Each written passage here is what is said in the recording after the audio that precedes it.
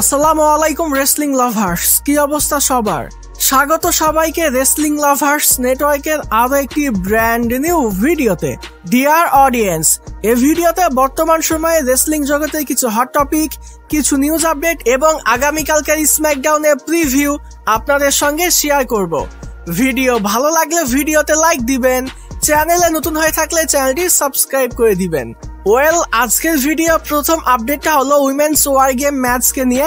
আমরা কিন্তু অলরেডি গত মানডে নাইট শোতে দেখতে পেয়েছি উইমেন্স ওয়ার গেম ম্যাচের জন্য দুইটা টিম অলরেডি বিল্ড হয়ে গেছে।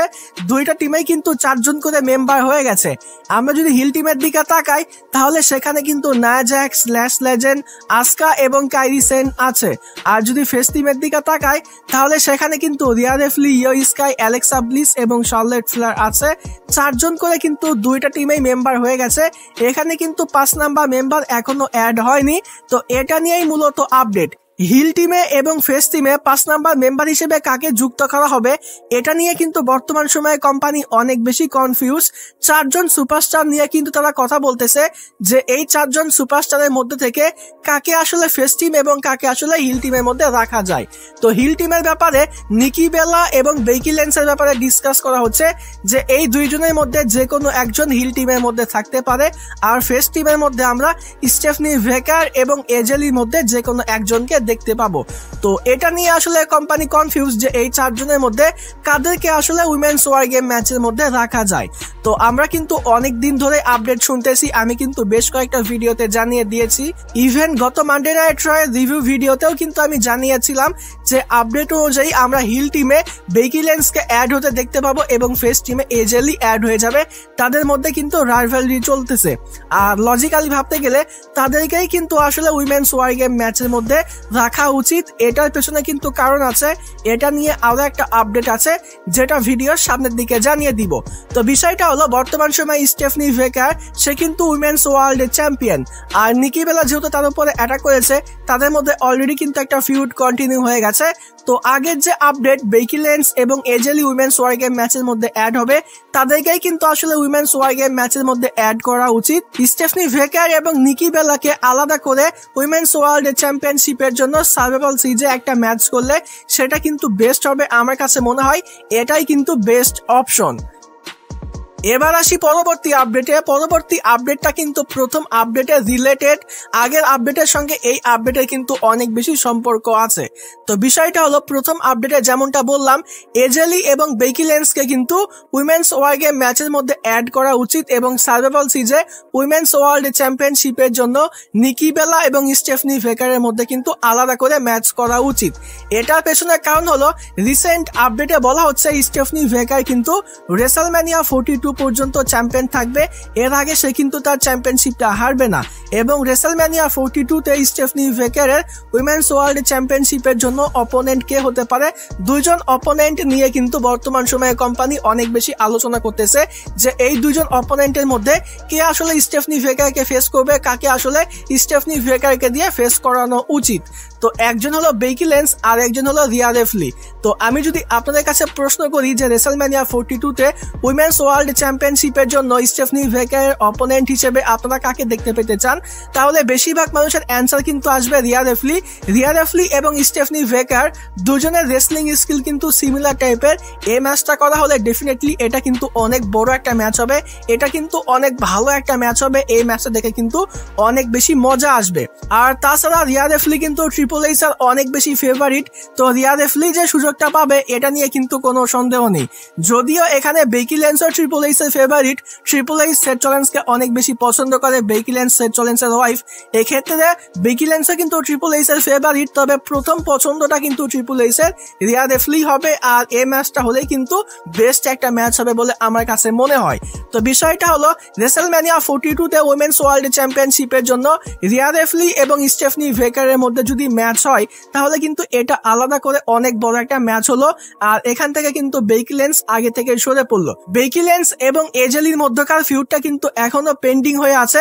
তাদের মধ্যে কিন্তু উইমেন্স আইসি চ্যাম্পিয়নশিপের জন্য আমরা এখনো ম্যাচ দেখতে পাইনি।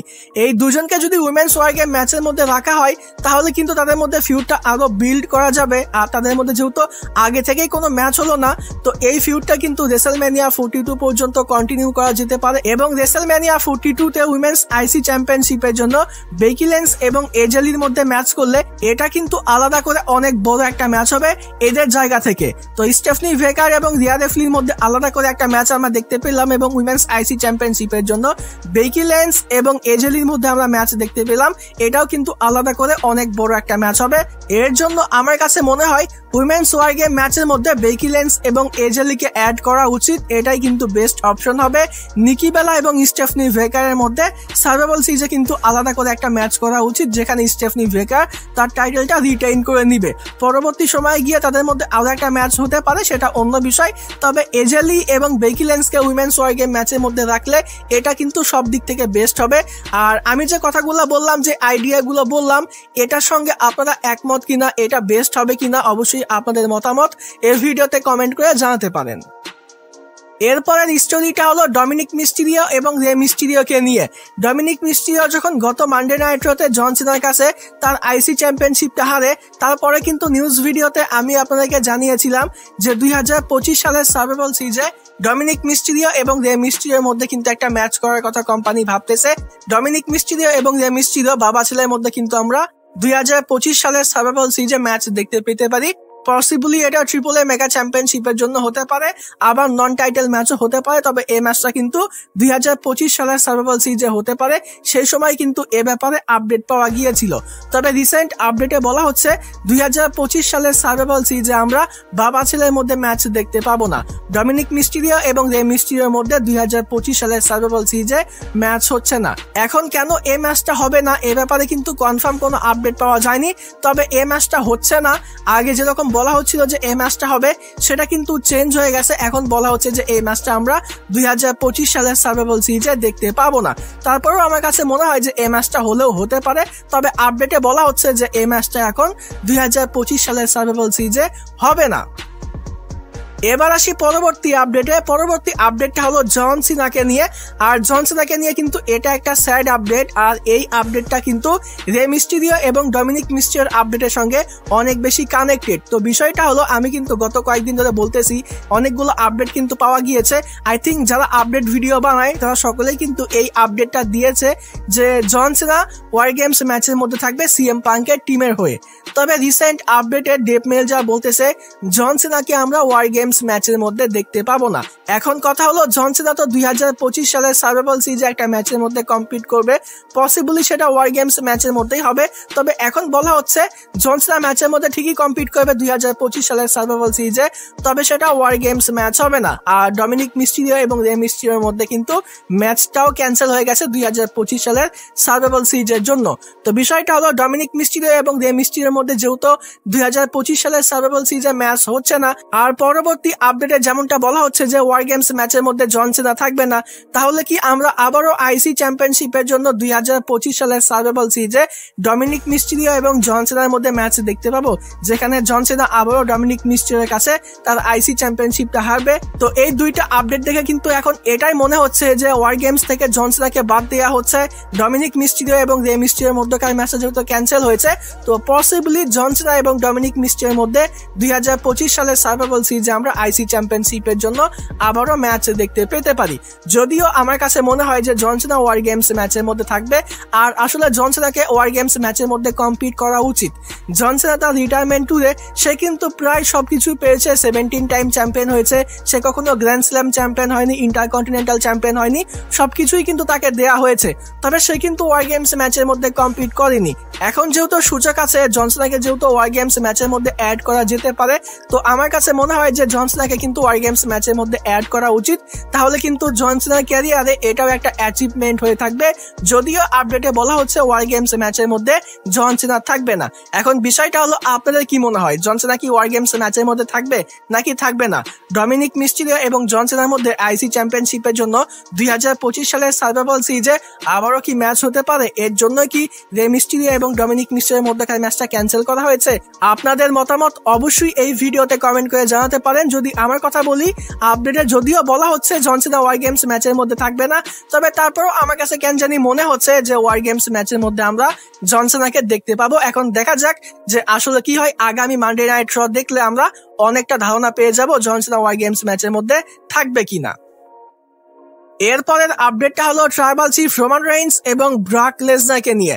রোমান রেইন্স রিটার্ন করবে স্যাটারডে নাইট মেইন ইভেন্টে, সেখানে আসলো না। পরবর্তী মানডে নাইট রতে আসবে, সেখানেও আসলো না। 10 তারিখের মানডে নাইট রতে আসবে, সেখানেও আসলো না। তো অনেকগুলো আপডেট কিন্তু রোমান রেইন্সের রিটার্নের ব্যাপারে পাওয়া গিয়েছে, অনেকগুলো আপডেট কিন্তু দিয়েছি, তবে এখনো পর্যন্ত রোমান রেইন্সের রিটার্ন কিন্তু আমরা দেখতে পাইনি। তবে রিসেন্ট আপডেটে 100% কনফার্ম ভাবে বলা হচ্ছে যে রোমান রেইন্সকে আমরা আগামী মানডে নাইট রতে দেখতে পাবো। একই সঙ্গে আমরা আগামী মানডে নাইট রতে বিস্ট ইনকার্নেট ব্রক লেসনারকেও দেখতে পাবো। যদিও অফিসিয়ালি কনফার্ম করা হয়নি, তবে আপডেটে কিন্তু 100% কনফার্ম দেওয়া হচ্ছে। তো আগামী মানডে নাইট শোতে আমরা রোমান রেইন্স এবং ব্রক লেসনারের রিটার্ন তো দেখতে পাবো। আবার রিসেন্ট আপডেটে এটাও বলা হচ্ছে যে আগামী মানডে নাইট শোতে আমরা রোমান রেইন্স এবং ব্রক লেসনারের মধ্যে একটা ফেস অফ দেখতে পাবো। ব্রক লেসনার দ্য ভিশনের হয়ে আসবে, রোমান রেইন্স টিম সিএম পাঙ্কের হয়ে আসবে। এই দুজনের মধ্যে আমরা আগামী মানডে নাইট শোতে একটা ফেস অফ দেখতে পাবো এবং একই সঙ্গে তাদের মধ্যে আমরা একটা ব্রলও দেখতে পেতে পারি। তাদের ব্রলের ব্যাপারেও কিন্তু আপডেট পাওয়া গিয়েছে। বলা হচ্ছে যে আগামী মানডে নাইট শোতে রোমান রেইন্স এবং ব্রক লেসনার তো রিটার্ন করবে, একই সঙ্গে তাদের মধ্যে আমরা ফেস অফও দেখতে পাবো এবং তাদের মধ্যে আমরা ব্রলও দেখতে পেতে পারি। যদিও ব্রলের ব্যাপারটা 100% কনফার্ম করা হয়নি, তবে রোমান রেইন্স এবং ব্রক লেসনার কিন্তু আগামী মানডে নাইট শোতে আসছে, তাদের মধ্যে একটা ফেস অফ কিন্তু আমরা দেখতে পাবো। যদি আগামী মানডে নাইট শোতে এই দুজনের মধ্যে ব্রল দেখানো হয়, তাহলে কিন্তু এটা অনেক বড় একটা শো হয়ে যাবে। বলা যেতে পারে 2025 সালে এখনো পর্যন্ত যে কয়টা মানডে নাইট শো হয়েছে, তার মধ্যে আগামী মানডে নাইট শোটা কিন্তু বেস্ট হতে চলেছে। তো দেখা যাক আগামী মানডে নাইট শোতে রোমান রেইন্স এবং ব্রক লেসনার রিটার্ন করে কিনা, তাদের মধ্যে ফেস অফ এবং তাদের মধ্যে আমরা ব্রল দেখতে পাই কিনা। তবে তাদের রিটার্নের ব্যাপারে এবং তাদের ফেস অফের ব্যাপারে, তাদের ব্রলের ব্যাপারে কিন্তু আপডেট পাওয়া গিয়েছে। এখন দেখার বিষয় হলো আগামী মানডে নাইট শোতে আসলে আমরা এই জিনিসগুলো দেখতে পাই কিনা। এবার কথা বলি আগামীকালকের স্ম্যাকডাউনের প্রিভিউ নিয়ে। আগামীকালকের স্ম্যাকডাউনের শোটাও কিন্তু ভালো একটা শো হতে যাচ্ছে, অন্তত যা কিছু কনফার্ম করা হয়েছে এগুলো দেখে। তবে স্ম্যাকডাউনের শোকে নিয়ে খুব একটা বেশি এক্সপেকটেশন রাখা ভুল হবে। তো যাই হোক, আগামীকালকের স্ম্যাকডাউনে আমরা undisputed WWE champion the American nightmare Cody রুডসকে দেখতে পাবো। কডি রুডস কিন্তু আগামীকালকের স্ম্যাকডাউনে অ্যাপিয়ারেন্স করতে যাচ্ছে। কডি রুডসের একটা সেগমেন্ট কিন্তু আমরা আগামীকালকের স্ম্যাকডাউনে দেখতে পাবো। এরপরে আমরা এমএফটি কেও দেখতে পাবো, মানে সোলো সিকাওয়া তার দলবলকে নিয়ে আসবে, তাদেরও একটা সেগমেন্ট কিন্তু আমরা আগামীকালকের স্ম্যাকডাউনে দেখতে পাবো। এই দুইটা সেগমেন্ট কিন্তু আগামীকালকের স্ম্যাকডাউনের জন্য কনফার্ম করা হয়েছে। এরপরে আমরা ইলিয়া ড্রাগানভের ওপেন চ্যালেঞ্জ দেখতে পাবো ইউএস চ্যাম্পিয়নশিপের জন্য। তো ইলিয়া ড্রাগানভ কিন্তু তার ইউএস চ্যাম্পিয়নশিপটা আগামীকালকের স্ম্যাকডাউনে একজন মিস্ট্রি অপোনেন্টের সামনে ডিফেন্ড করবে। এরপর আমরা আগামীকালকের স্ম্যাকডাউনে জেড কার্গেল এবং বিফ্যাবের মধ্যে একটা ম্যাচ দেখতে পাবো।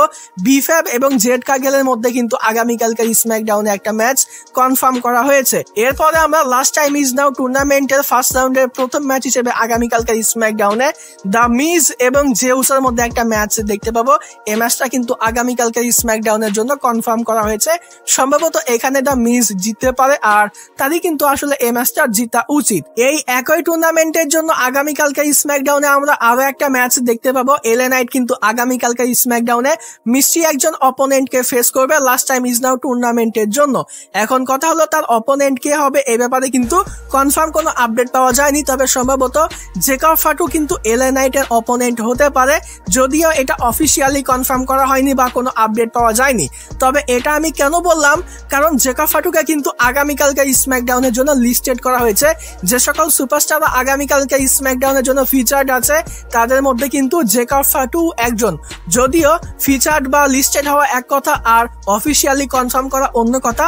তো দেখা যাক আসলে এলএ নাইটের অপোনেন্ট কে হয়। তবে মিজ এবং জেউসের মধ্যে আমরা লাস্ট টাইম ইজ নাও টুর্নামেন্টের জন্য আগামীকালকে স্ম্যাকডাউনের ম্যাচ দেখতে পাবো, এবং এলএ নাইটেরও একটা ম্যাচ আমরা দেখতে পাবো এই টুর্নামেন্টের জন্য। তবে তার অপোনেন্ট কে হবে এ ব্যাপারে কিন্তু কনফার্ম কোনো আপডেট নেই। তো ডিয়ার অডিয়েন্স, এই ছিল আজকের ভিডিও। আশা করছি ভিডিওটি আপনাদের কাছে ভালো লেগেছে। ভিডিও ভালো লাগলে ভিডিওতে লাইক দিবেন, চ্যানেলে নতুন হয়ে থাকলে চ্যানেলটি সাবস্ক্রাইব করে দিবেন। আজকের মতো এখানেই বিদায় নিচ্ছি। যাবার আগে একটি কথাই বলতে চাই, যদি রেসলিং ভালোবাসো তাহলে আমরা সবাই এক টিম।